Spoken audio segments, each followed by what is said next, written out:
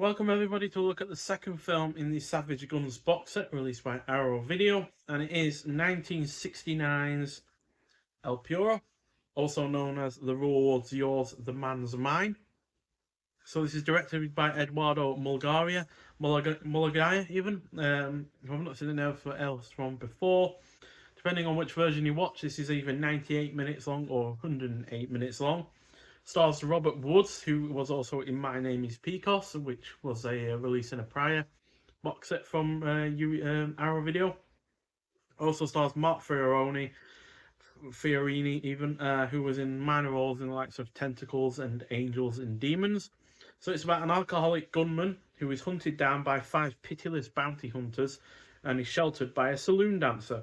When his enemies kill the girl, the outlaw pulls himself together and faces his adversaries and takes his revenge in a final showdown. So this spaghetti western is definitely trying and mostly succeeding at doing things somewhat differently compared to other similar efforts, which is despite the plot premise there sounding kind of familiar, which is due to the way this ends.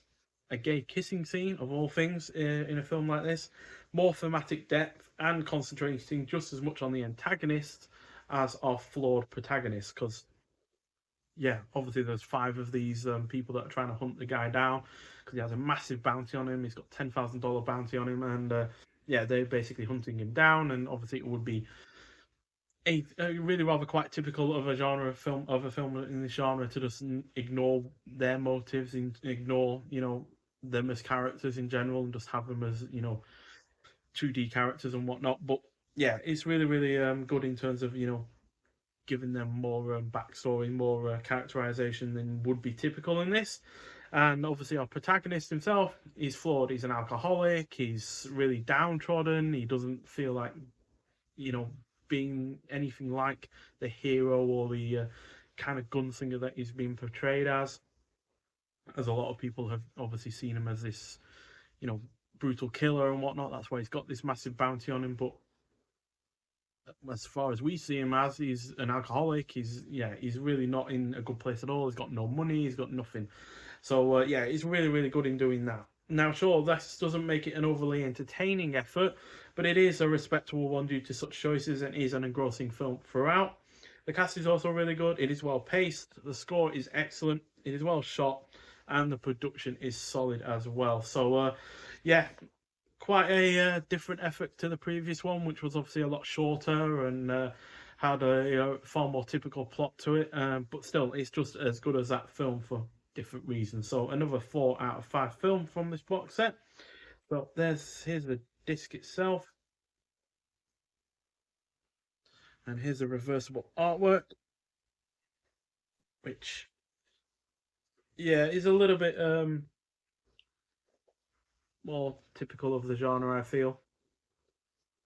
But then again, this one's hardly wholly original either. I kind of like both, but they're not either of them aren't truly spectacular, to be honest. But at least with this reversible one, you do get the Italian title, which is the longer one that I mentioned.